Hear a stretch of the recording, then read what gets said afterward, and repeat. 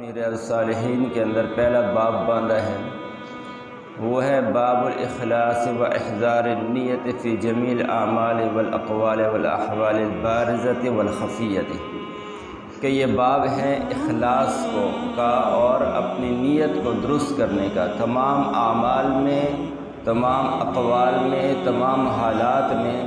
چاہے وہ حالات اور انسان کے اعمال ظاہر ہوں چاہے خفی ہوں، چاہے دل کے اعمال ہوں یا چاہے انسان کے جسمانی اعمال ہوں، سب کے اندر نیت کو خالص کرنا اور نیت کو حاضر کرنا یہ ضروری ہے۔ اخلاص اتنا اہم ہے، یعنی نیت کو درست کرنا اتنا اہم ہے کہ ایمان کے بعد سب سے زیادہ ضروری جو چیز ہے وہ اپنی نیت کو درست کرنا ہے۔ ایمان اگر نہیں ہے پھر تو آدمی کا کوئی عمل، یعنی اس کا تو وہ شمار ہی نہیں ہوتا، اس کی گنتی نہیں ہوتی، وہ گویا کہ عمل کیا ہی نہیں ہے انسان نے۔ اور یعنی ایمان کے بغیر کوئی عمل جو ہے قبول نہیں ہوتا، کوئی نیکی جو ہے قبول نہیں ہوتی۔ اور اخلاص کے اندر بھی اثر ہے کہ اگر انسان نے عمل تو کیا ہے بڑے سے بڑا، لیکن اس کے اندر اخلاص نہیں تھا، اللہ کو راضی کرنے کا جذبہ نہیں تھا، تو اس عمل کی حیثیت اللہ کے ہاں ختم ہو جائے گی، پھر اس عمل پر کوئی اجر نہیں ملے گا۔ تو علامہ نووی رحمۃ اللہ علیہ نے پہلے جو باب باندھا ہے جس کے اندر جو حدیث دار ہیں وہ اخلاص کی دار ہے، اور جتنے بھی بزرگان دین ہیں وہ انہوں نے جو پہلی حدیث لائی ہے، اکثر محدثین نے اپنی کتابوں کو اسی حدیث سے شروع کیا ہے کہ انما الاعمال بالنیات، اعمال کا دار و مدار نیتوں پر ہے۔ بخاری شریف کی پہلی حدیث بھی یہی ہے، مشکات کے اندر بھی پہلی حدیث یہی آتی ہے، اور بھی کتابوں کے اندر پہلی حدیث یہی آتی ہے۔ تو اس حدیث سے پہلے انہوں نے 2 آیتیں ذکر کی ہیں، 3 آیتیں ذکر کی ہیں۔ پہلی آیت ہے سورہ بینہ کی 30ویں پارے کی، فرمایا وما امروا الا لیعبدوا اللہ مخلصین لہ الدین وَيُقِيمُ الصَّلَاةَ وَيُؤْتُوا الزَّكَاةَ وَذَلِكَ دِينُ الْقَيِّمَةِ، کہ بنی اسرائیل کے بارے میں، اہل کتاب کے بارے میں اللہ سبحانہ و تعالیٰ نے ان کو حکم یہ دیا تھا کہ جتنی بھی عبادات کرنی ہے وہ ساری کی ساری خالص اللہ سبحانہ و تعالیٰ کے لیے کرنی ہے۔ اللہ کے علاوہ، اللہ تعالیٰ کی رضا کے علاوہ کسی عمل میں، کسی عبادت میں کوئی اور نیت نہ ہو، خالص اللہ تعالیٰ کے لیے عبادت کریں اور دین کو بھی خالص اللہ کے لیے کریں۔ وَيُقِيمُ الصَّلَاةَ، نماز کو قائم کریں اللہ کے لیے، زکوٰۃ دیں تو اللہ کے لیے، اور یہی سیدھا دین ہے۔ دوسری آیت انہوں نے سورہ حج کی لائی ہے جس میں فرمایا قربانی کے بارے میں ہے کہ اللہ فرماتے ہیں لَن يَنَالَ اللَّهَ لُحُومُهَا وَلَا دِمَاؤُهَا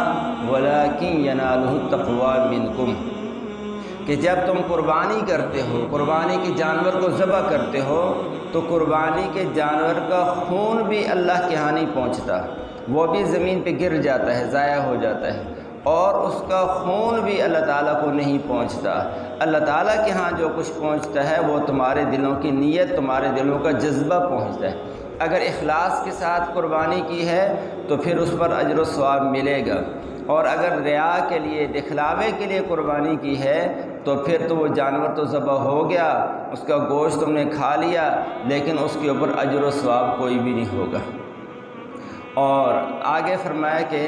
اگلی جو آیت لائی ہے سورہ آل عمران کی ہے کہ قُلْ إِن تُخْفُوا مَا فِي صُدُورِكُمْ أَوْ تُبْدُوهُ يَعْلَمْهُ اللَّهُ، آپ ان سے کہہ دیجیے کہ جو کچھ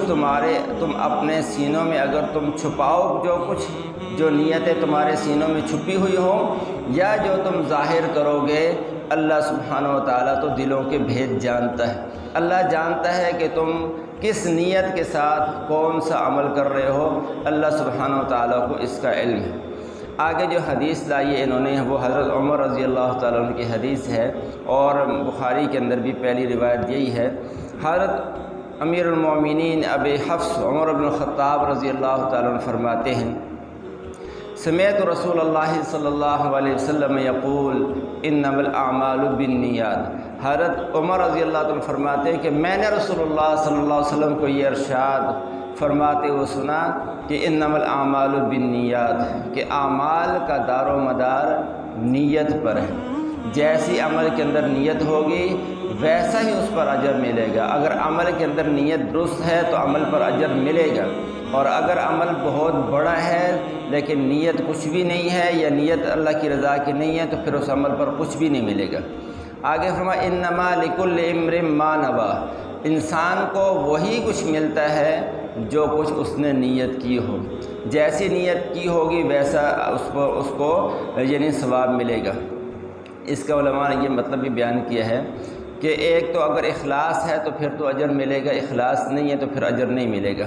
اور دوسرا مطلب یہ بھی بیان فرمایا کہ اگر ایک ہی عمل ہے، ایک ہی عمل کے اندر اگر آدمی 20 نیتیں کر لیتا ہے تو عمل ایک ہی ہوتا ہے لیکن اجر اس کو 20 اعمال کا اللہ تعالیٰ عطا فرما دیتے ہیں۔ آدمی مسجد آ رہا ہے نماز کے لیے، ساتھ یہ نیت کر لے کہ میں مسجد کے اندر جتنا وقت گزاروں گا اعتکاف کی نیت سے گزاروں گا،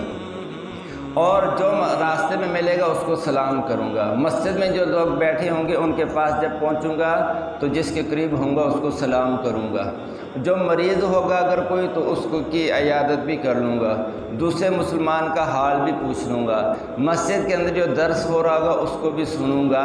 تو اگر یہ اتنی نیتیں کر لیتا ہے، اب گھر سے تو اس نے آنا ہی تھا، آنا ایک عمل ہے، لیکن اس ایک عمل کے اندر اس نے جتنی نیتیں کر لی ہیں ہر نیت پر اس کو الگ سے عمل کا اللہ تعالیٰ ثواب عطا فرما دیں گے۔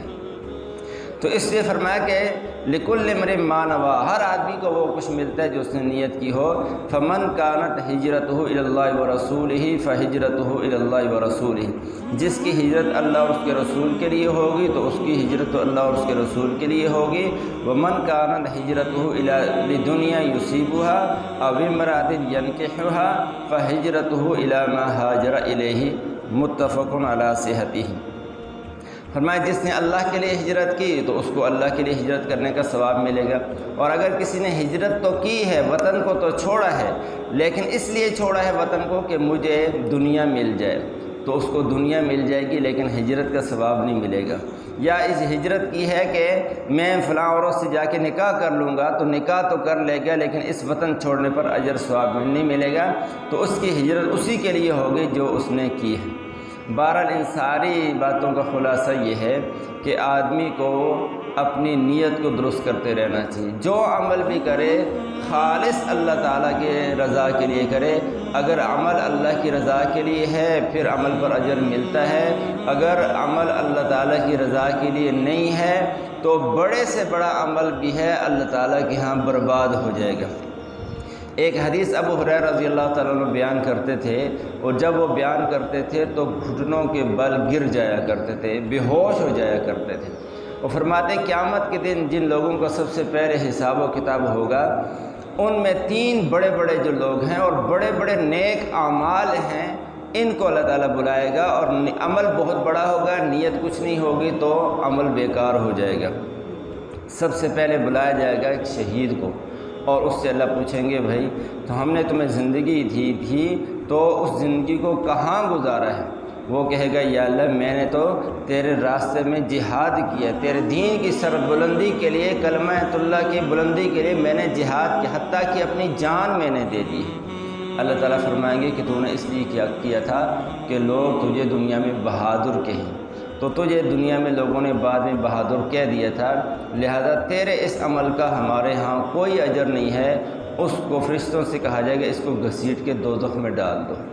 تو شہید کو بھی اٹھا کے دوزخ میں ڈال دیا جائے گا، اور پھر ایک عالم کو بلایا جائے گا، اس سے پوچھا جائے گا کہ تو نے جو زندگی گزاری اس کی کیا کارگزاری ہے؟ وہ کہے گا یا اللہ میں نے علم سیکھا، علم پڑھا، علم پڑھایا، ساری زندگی اسی میں لگا رہا، قرآن پڑھنے پڑھانے میں، سیکھنے سکھانے میں، تو اسی میں زندگی گزر گئی۔ اللہ تعالیٰ فرمائیں گے کہ تو نے اس لیے کیا تھا یہ سارا کہ لوگ بڑا عالم کہیں، بڑا مفتی کہیں، بڑا قاری کہیں، تو لوگوں نے تو دنیا میں تجھے کہہ دیا ہے، قاری بھی کہہ دیا، عالم بھی کہہ دیا، مفتی بھی کہہ دیا ہے، تو جو تیری غرض تھی وہ پوری ہو گئی ہے، ہمارے لیے کچھ نہیں کیا، تو اس کو بھی اٹھا کے دوزخ میں ڈال دیا جائے گا۔ اور تیسرا ایک مالدار آدمی، سخی آدمی، اس کو بلایا جائے گا، اس سے اللہ پوچھیں گے میں نے مال دیا تھا کیا کیا ہے؟ وہ کہے گا یا اللہ تیری رضا کے لیے خرچ کرتا رہا، مسجدوں میں دیتا رہا، مدرسوں میں دیتا رہا، خیر کا کوئی کام ایسا نہیں تھا جس میں میں نے خرچ نہ کیا ہو۔ تو اللہ پاک فرمائیں گے کہ اس لیے کیا تھا لوگ تجھے سخی کہیں، لوگ کہیں بڑا فیاض ہے، بڑا سخی آدمی ہے، بڑا خرچ کرتا ہے، تو تیری غرض پوری ہوگی، لوگوں نے تجھے سخی کہہ دیا ہے، لہذا فرشتوں کو حکم ہوگا کہ اس کو بھی اٹھا کے دوزخ میں ڈال دو۔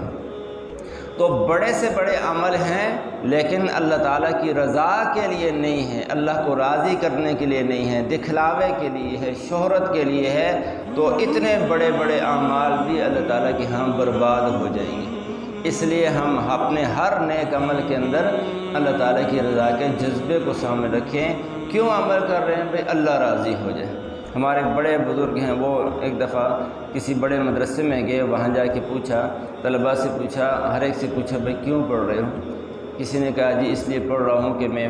پڑھ لوں گا تو پھر جو ہے وہ آگے جا کے دین کی خدمت کروں گا، مدرسہ بناؤں گا، مسجد بناؤں گا، دین کا کام کروں گا۔ مختلف لوگوں نے، مختلف طلباء نے مختلف باتیں کی،